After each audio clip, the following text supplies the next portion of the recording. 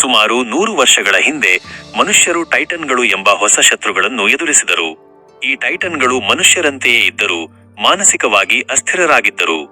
ಮನುಷ್ಯರು ಈ ಟೈಟನ್ಗಳ ಮುಂದೆ ಕೀಟಗಳಂತೆ ಕಂಡರು ಮತ್ತು ಟೈಟನ್ಗಳು ನಿಧಾನವಾಗಿ ಭೂಮಿಯ ಮೇಲಿನ ಮಾನವ ಅಸ್ತಿತ್ವವನ್ನು ಅಳಿಸಿ ಹಾಕಲು ಪ್ರಾರಂಭಿಸಿದರು. ಅವರು ಬಹುತೇಕ ಎಲ್ಲಾ ನಗರಗಳು ಮತ್ತು ಹಳ್ಳಿಗಳನ್ನು ನಾಶ ಮಾಡಿ ಮನುಷ್ಯರನ್ನು ಮುಗಿಸಿದ್ದರು. ಆದರೆ ಬದುಕುಳಿದ ಕೆಲವು ಮನುಷ್ಯರು ಟೈಟನ್ಗಳಿಂದ ರಕ್ಷಣೆ ಪಡೆಯಲು 3 ದೊಡ್ಡ ಗೋಡೆಗಳನ್ನು ವಾಲ್ ಮರಿಯಾ, ವಾಲ್ ರೋಸ್ ಮತ್ತು ವಾಲ್ ಸೀನಾ ನಿರ್ಮಿಸಿ ತಮ್ಮನ್ನು ತಾವು ಅದರಲ್ಲಿ ಬಂಧಿಸಿಕೊಂಡರು. ಕಥೆಯ ಪ್ರಾರಂಭದಲ್ಲಿ ನಾವು ಆ 3 ದೊಡ್ಡ ಗೋಡೆಗಳಲ್ಲಿ ಒಂದಾದ ವಾಲ್ ಮರಿಯಾವನ್ನು ನೋಡುತ್ತೇವೆ. ಇದು ಇಲ್ಲಿ ವಾಸಿಸುವ ಮನುಷ್ಯರನ್ನು ಸುಮಾರು 100 ವರ್ಷಗಳಿಂದ ಆ ಟೈಟನ್ಗಳಿಂದ ರಕ್ಷಿಸುತ್ತಾ ಬಂದಿತ್ತು. ಈಗ ಅದರೊಳಗೆ ಮನುಷ್ಯರು ಸಾಕಷ್ಟು ಶಾಂತಿಯಿಂದ ಬದುಕುತ್ತಿದ್ದರು ಮತ್ತು ತಮ್ಮ ದಿನನಿತ್ಯದ ಕೆಲಸಗಳಲ್ಲಿ ತೊಡಗಿದ್ದರು. ಈಗ ಇಲ್ಲಿ ವಾಸಿಸುವ ಜನರಿಗೆ ಆ ಟೈಟನ್ಗಳ ಬಗ್ಗೆ ಸ್ವಲ್ಪವೂ ಭಯವಿರಲಿಲ್ಲ, ಏಕೆಂದರೆ ಅವರು ಅವರಿಗೆ ಕೇವಲ ಒಂದು ಕಥೆಯಾಗಿ ಉಳಿದಿದ್ದರು. ಅದೇ ಸಮಯದಲ್ಲಿ ನಾವು ಆರ್ಮಿನ್ ಎಂಬ ಹುಡುಗನನ್ನು ನೋಡುತ್ತೇವೆ. ಅವನು ತನ್ನ ತಂದೆಗೆ ತಾನು ತನ್ನ ಸ್ನೇಹಿತ ಎರನ್ನನ್ನು ಭೇಟಿಯಾಗಲು ಹೋಗುತ್ತಿದ್ದೇನೆ ಎಂದು ಹೇಳಿ ಅವನ ಬಳಿಗೆ ಓಡುತ್ತಾನೆ. ದಾರಿಯಲ್ಲಿ ಅವನು ತನ್ನ ಮುಖವನ್ನು ಮುಚ್ಚಿಕೊಂಡಿದ್ದ ಒಬ್ಬ ವ್ಯಕ್ತಿಗೆ ಡಿಕ್ಕಿ ಹೊಡೆಯುತ್ತಾನೆ. ಆರ್ಮಿನ್ ಕ್ಷಮೆಯಾಚಿಸಿ ಮಿಕಾಸಾ ಎಂಬ ಹುಡುಗಿಯ ಬಳಿಗೆ ಬರುತ್ತಾನೆ. ಮಿಕಾಸಾ ಎರನ್ನ ಗೆಳತಿ. ಅವನು ಮಿಕಾಸಾಗೆ ಕೂಡ ಎರನ್ನ ಬಳಿ ಬರುವಂತೆ ಹೇಳುತ್ತಾನೆ. ಇತ್ತ ನಮ್ಮ ಮುಖ್ಯ ಪಾತ್ರಧಾರಿ ಎರನ್ ಒಂದು ಬಾಂಬ್ನ ಮೇಲೆ ನಿಂತಿರುತ್ತಾನೆ. ಸಾಮಾನ್ಯವಾಗಿ ಜನರು ಅಲ್ಲಿಗೆ ಹೋಗಲು ಹೆದರುತ್ತಾರೆ, ಆದರೆ ಈ ಸ್ಥಳವು ಎರನ್ನ ನೆಚ್ಚಿನದಾಗಿತ್ತು. ಮಿಕಾಸಾ ಅವನಿಗೆ ನೀನು ಇಲ್ಲೇ ಸಿಗುತ್ತೀಯಾ ಎಂದು ನನಗೆ ಗೊತ್ತಿತ್ತು ಎಂದು ಹೇಳುತ್ತಾಳೆ. ಆರ್ಮಿನ್ ಸಹ ನೀನು ಪದೇ ಪದೇ ಇಲ್ಲಿಗೆ ಬರುತ್ತೀಯಾ, ಈ ಬಾಂಬ್ ಯಾವುದೇ ದಿನ ಸ್ಫೋಟವಾದರೆ ಏನು ಗತಿ ಎಂದು ಹೇಳುತ್ತಾನೆ.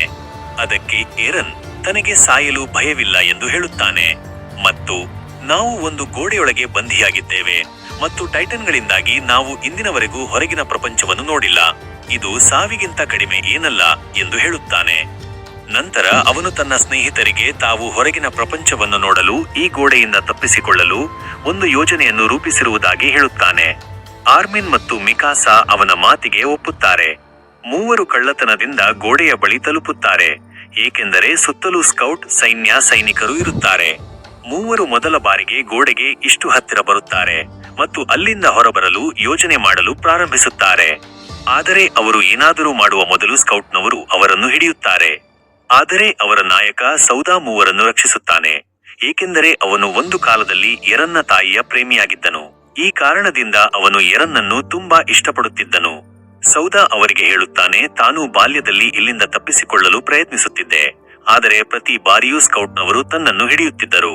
ಸೌದಾ 3ರಿಗೂ ವಿವರಿಸುತ್ತಿದ್ದಾಗ ಸುತ್ತಮುತ್ತಲಿನ ಭೂಮಿ ನಡುಗಲು ಪ್ರಾರಂಭಿಸುತ್ತದೆ.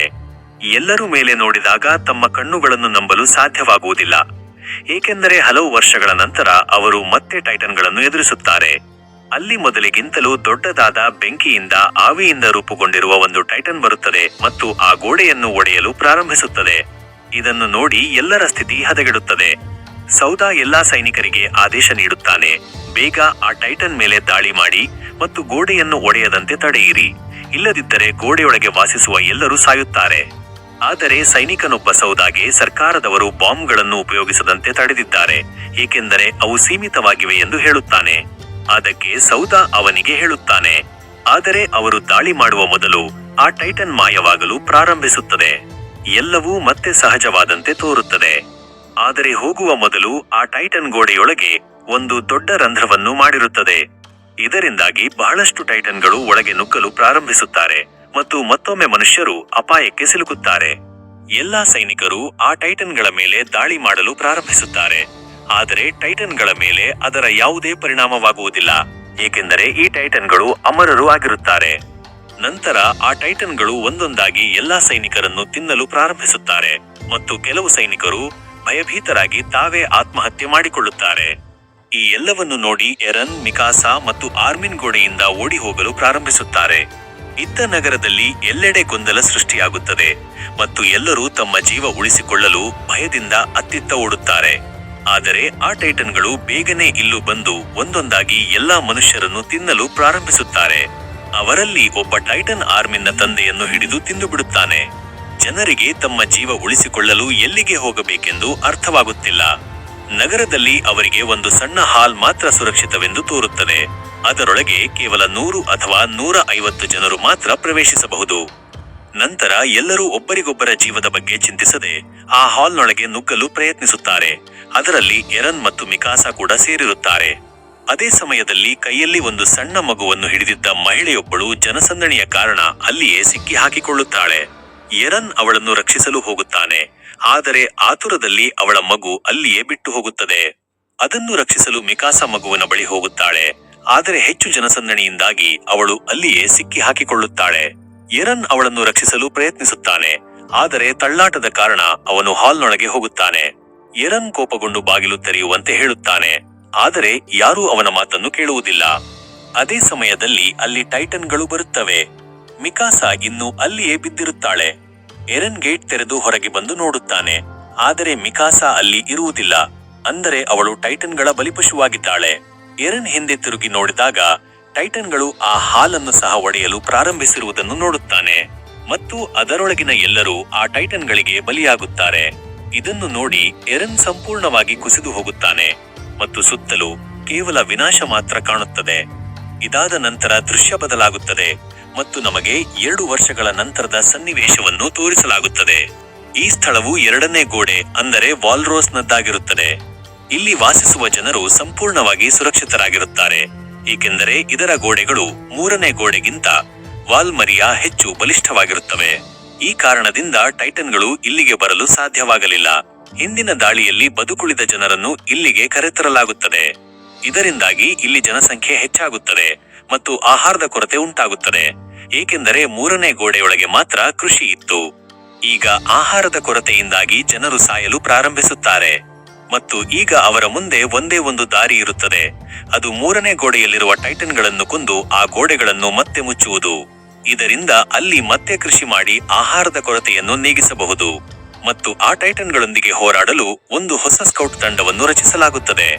ಅವರಿಗೆ 2 ವರ್ಷಗಳ ಕಠಿಣ ತರಬೇತಿಯನ್ನು ನೀಡಲಾಗುತ್ತದೆ. ಇದರಲ್ಲಿ ಎರನ್ ಮತ್ತು ಆರ್ಮಿನ್ ಕೂಡ ಸೇರಿರುತ್ತಾರೆ. ಅಂದರೆ ಇಬ್ಬರು ಹಿಂದಿನ ದಾಳಿಯಲ್ಲಿ ಬದುಕುಳಿದಿದ್ದರು. ಎರನ್ನ ತಂದೆ ತಾಯಿ ಬಾಲ್ಯದಲ್ಲಿ ಅವನನ್ನು ಬಿಟ್ಟು ಹೋಗಿದ್ದರು. ಆರ್ಮಿನ್ನ ತಂದೆಯನ್ನು ಸಹ ಟೈಟನ್ ತಿಂದು ಬಿಟ್ಟಿತ್ತು ಮತ್ತು ಈಗ ಅವರೊಂದಿಗೆ ಮಿಕಾಸಾ ಕೂಡ ಇಲ್ಲ. ಮಿಕಾಸಾವನ್ನು ರಕ್ಷಿಸಲು ತನಗೆ ಆಗಲಿಲ್ಲ ಎಂದು ಎರನ್ಗೆ ಅಪರಾಧ ಭಾವ ಕಾಡುತ್ತದೆ. ಆದ್ದರಿಂದ ಈಗ ಅವನು ಆ ಟೈಟನ್ಗಳಿಂದ ಸೇಡು ತೀರಿಸಿಕೊಳ್ಳಲು ಬಯಸುತ್ತಾನೆ. ಈ ಎಲ್ಲವನ್ನು ಜನರಲ್ ಕ್ಯಾಪ್ಟನ್ ಕಾಬೂಲ್ ಮುನ್ನಡೆಸುತ್ತಿರುತ್ತಾನೆ.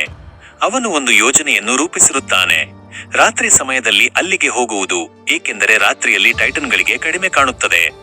ಅದೇ ಸಮಯದಲ್ಲಿ ಶಸ್ತ್ರಾಸ್ತ್ರಗಳ ನಾಯಕಿ ಹಾನ್ಸ್ ಎಂಬುವವಳು ಎಲ್ಲಾ ಸೈನಿಕರಿಗೆ ಒಂದು ವಿಶೇಷ ರೀತಿಯ ಆಯುಧವನ್ನು ನೀಡುತ್ತಾಳೆ. ಇದನ್ನು ODMG ಯಂತ್ರ, ODMG ಮಷೀನ್ ಎಂದು ಕರೆಯುತ್ತಾರೆ. ಅದು ಟೈಟನ್ಗಳೊಂದಿಗೆ ಹೋರಾಡಲು ಅವರಿಗೆ ಸಹಾಯ ಮಾಡುತ್ತದೆ. ಮತ್ತು ಟೈಟನ್ಗಳು ಅಮರರಲ್ಲ, ಅವರ ದುರ್ಬಲ ಬಿಂದು ಅವರ ಕತ್ತಿನ ಬಳಿ ಇರುತ್ತದೆ.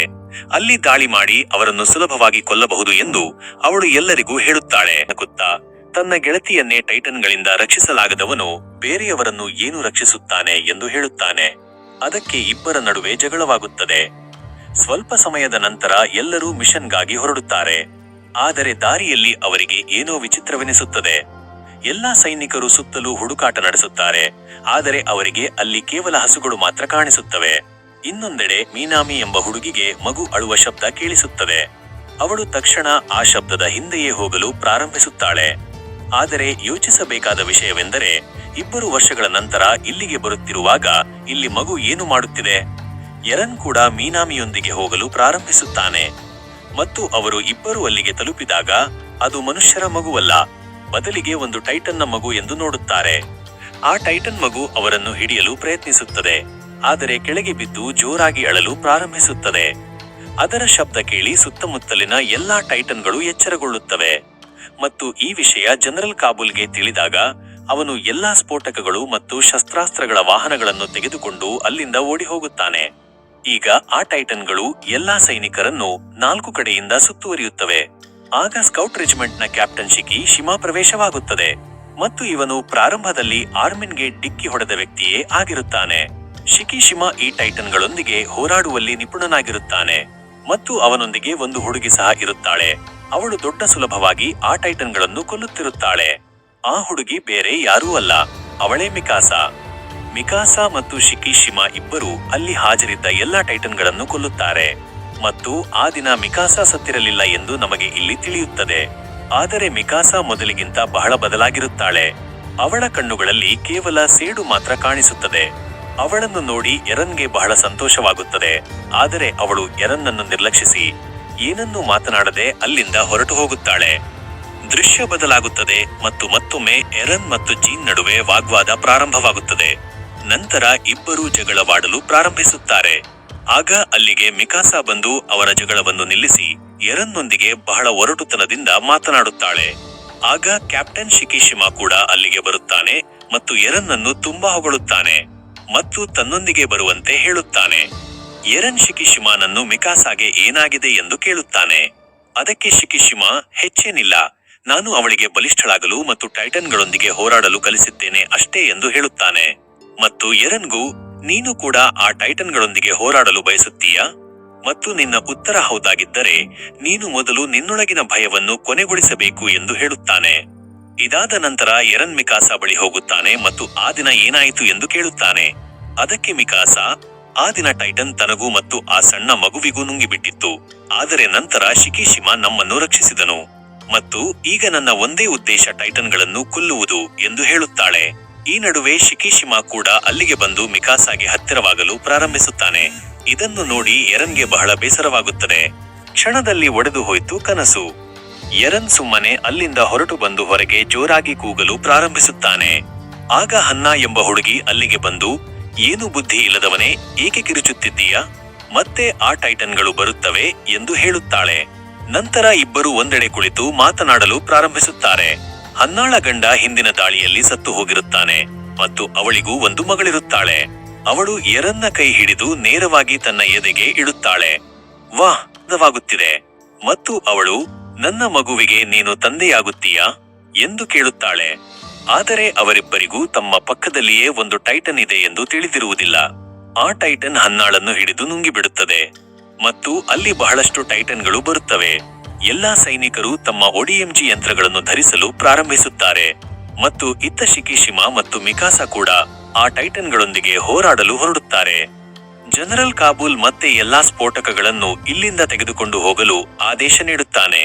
ಆದರೆ ಈ ಬಾರಿ ಮುಖ ಮುಚ್ಚಿಕೊಂಡಿರುವ ಇನ್ನೊಬ್ಬ ವ್ಯಕ್ತಿ ಆ ಸ್ಫೋಟಕಗಳನ್ನು ಕದ್ದು ಅಲ್ಲಿಂದ ಓಡಿ ಹೋಗಲು ಪ್ರಾರಂಭಿಸುತ್ತಾನೆ. ಆಗ ಲೀಲ್ ಎಂಬ ಹುಡುಗಿ ಆ ಕಳ್ಳನಿಂದ ಸ್ಫೋಟಕ ತುಂಬಿದ ಟ್ರಕ್ ಅನ್ನು ಕಸಿದುಕೊಳ್ಳುತ್ತಾಳೆ. ಅವಳು ತುಂಬಾ ಕೋಪಗೊಂಡಿರುತ್ತಾಳೆ, ಏಕೆಂದರೆ ಟೈಟನ್ ಅವಳ ಗಂಡನನ್ನು ಕೊಂದಿರುತ್ತದೆ ಮತ್ತು ಅವಳು ಆ ಸ್ಫೋಟಕ ತುಂಬಿದ ಟ್ರಕ್ ಅನ್ನು ಟೈಟನ್ಗಳ ಮಧ್ಯದಲ್ಲಿ ತೆಗೆದುಕೊಂಡು ಹೋಗಿ ಡಿಕ್ಕಿ ಹೊಡೆಸುತ್ತಾಳೆ. ಇದರ ನಂತರ ಒಂದು ದೊಡ್ಡ ಸ್ಫೋಟ ಸಂಭವಿಸುತ್ತದೆ. ಆದರೆ ಇಷ್ಟು ದೊಡ್ಡ ಸ್ಫೋಟದಿಂದಲೂ ಆ ಟೈಟನ್ಗಳ ಮೇಲೆ ವಿಶೇಷ ಪರಿಣಾಮ ಬೀರುವುದಿಲ್ಲ. ಮತ್ತೊಂದೆಡೆ ನಾವು ಎರನ್ ಮತ್ತು ಜೀನ್ ಅನ್ನು ನೋಡುತ್ತೇವೆ. ಅವರ ಕಡೆಗೆ ಒಂದು ಟೈಟನ್ ಬರುತ್ತಿರುತ್ತದೆ. ಇಲ್ಲಿಂದ ಓಡಿ ಹೋಗೋಣ ಎಂದು ಜೀನ್ ಎರನ್ಗೆ ಹೇಳುತ್ತಾನೆ. ಆದರೆ ಆಗ ಎರನ್ಗೆ ಶಿಕಿಶಿಮಾನ ಮಾತು ನೆನಪಾಗುತ್ತದೆ.